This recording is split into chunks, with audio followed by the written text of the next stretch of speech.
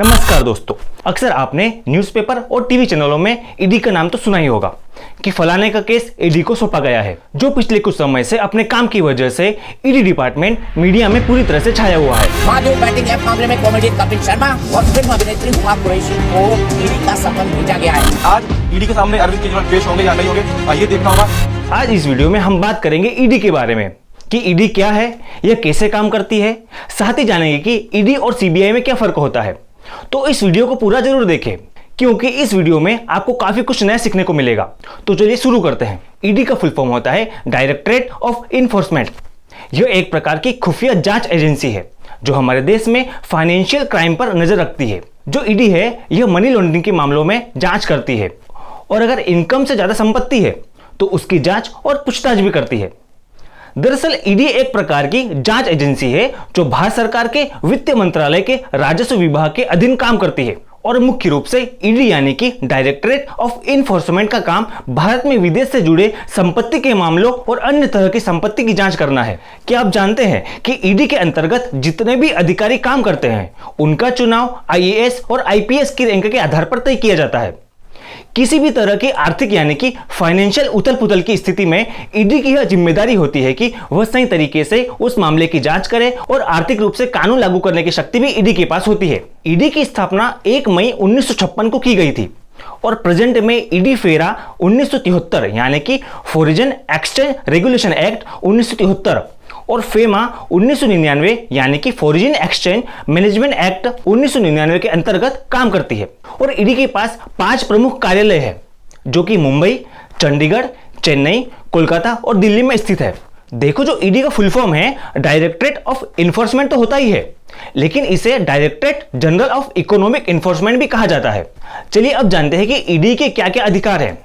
ED यानी कि प्रवर्तन निदेशालय को फेरा 1973 और फेमा 1999 ये 2 अधिनियम के तहत भारत सरकार की सभी तरह की वित्तीय जांच करने का अधिकार ईडी को प्रदान किया गया है। इसके अलावा भारत सरकार ने ईडी को विदेशी मुद्रा अधिनियम के तहत उल्लंघन से निपटने के लिए पूरी छूट दी है। इसके अलावा भी सरकार के द्वारा ईडी को कुछ और अधिकार भी प्राप्त है, जैसे कि विदेश में किसी संपत्ति पर कार्यवाही करके रोकथाम करने का अधिकार ईडी के पास होता है। मनी लॉन्ड्रिंग के आरोप में पाए गए लोगों के खिलाफ जब्ती, गिरफ्तारी और खोज करने का अधिकार भी ईडी के पास होता है। चलिए अब जानते हैं कि ईडी कैसे काम करता है। ईडी के कई प्रमुख काम होते हैं, जैसे कि लेन देन से संबंधित मामलों और फॉरेन एक्सचेंज से जुड़े मामलों की जांच करना भी ईडी के अंदर माना जाता है। अगर आप विदेश में किसी तरह की कोई संपत्ति खरीदते हैं तो उसकी जांच भी ईडी करता है। अगर आप किसी से भारी मात्रा में विदेशी मुद्रा लेकर अपने पास रखते हैं तो इसकी जांच भी ईडी करता है। अगर किसी ने विदेशी मुद्रा का अवैध व्यापार करना शुरू कर दिया जिसकी उसे परमिशन नहीं मिली है तो उस संबंध में भी ईडी जांच करता है। ईडी के पास फेमा उल्लंघन के तहत दोषी पाए गए लोगों की संपत्ति जब्त करने का अधिकार भी होता है। ईडी देश विदेश में किसी तरह से संपत्ति द्वारा होने वाली धोखाधड़ी से बचाता है और दोषियों पर उचित कार्यवाही करता है। और यही वजह है कि इंडियन गवर्नमेंट ने फाइनेंस मिनिस्ट्री और रेवेन्यू डिपार्टमेंट के तहत ईडी को महत्वपूर्ण और सर्वोच्च स्थान दिया है। देखो, अगर सीबीआई की बात करें यानी कि सेंट्रल ब्यूरो ऑफ इन्वेस्टिगेशन, जिसे हिंदी में केंद्रीय जांच ब्यूरो कहा जाता है, यह भारत में केंद्र सरकार की एक एजेंसी है जो राष्ट्रीय और अंतर्राष्ट्रीय स्तर पर होने वाले अपराधों जैसे कि हत्या, घोटालों और भ्रष्टाचार के मामलों की जांच करती है और साथ ही राष्ट्रीय हितों से जुड़े अपराधों की भारत सरकार की तरफ से जांच करती है। भारत सरकार राज्य सरकार की सहमति से उस राज्य में मामलों की जांच करने का आदेश सीबीआई को देती है। हालांकि सर्वोच्च न्यायालय और उच्च न्यायालय राज्य सरकार की सहमति के बिना देश के किसी भी राज्य में आपराधिक मामलों की जांच के लिए सीबीआई को आदेश दे सकते हैं। आखिर ईडी इतना जरूरी क्यों है?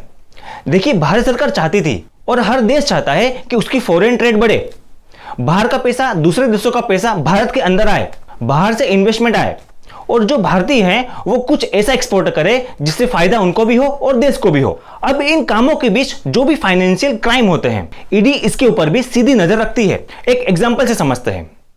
माना कि कोई व्यक्ति इंडिया के अंदर बैठा है और वह कोई गलत काम करके, इलीगल काम करके पैसे कमा रहा है और वह बैंक ट्रांजैक्शन ना करके कैश पैसे को बाहर भेज रहा है और वहां की फॉरेन करेंसी को अपने पास बुला रहा है और उसका इस्तेमाल गलत काम के लिए कर रहा है। यह एक हिसाब से फाइनेंशियल क्राइम है। इस पर रेगुलेशन के लिए ईडी बीच में आता है। अगर पैसा बाहर से आ रहा है देश के लोगों को उकसाने के लिए, देश के लोगों को भटकाने के लिए, तो ऐसी स्थिति में जो भी पैसा बाहर से इंडिया के अंदर आ रहा है उसकी मॉनिटरिंग की जाना चाहिए। इसलिए इन्फोर्समेंट डायरेक्टरेट की स्थापना की गई ताकि देश विदेश में आने वाले पैसों को मॉनिटर किया जा सके। तो दोस्तों, आपने जाना सीबीआई और ईडी के बारे में कि सीबीआई मुख्यतः हत्या, घोटालों और भ्रष्टाचार से संबंधित मामलों की जांच करती है, जबकि ईडी संपत्ति, विदेश में संपत्ति, मनी लॉन्ड्रिंग और आय से ज्यादा संपत्ति की जांच और पूछताछ करती है। इसके अलावा वर्तमान समय में ईडी फेरा 1973 और फेमा 1999 के अंतर्गत कार्यवाही करती है। दोस्तों, मैं उम्मीद करता हूं कि आपको ये वीडियो पसंद आया होगा, और अगर वीडियो अच्छा लगे तो वीडियो को प्लीज लाइक और शेयर जरूर करें, और इसी तरह के वीडियोस आगे भी देखने के लिए हमारे चैनल को सब्सक्राइब कर लें। और अगर आपके मन में कोई सवाल या सुझाव हो तो नीचे कमेंट बॉक्स में कमेंट करें।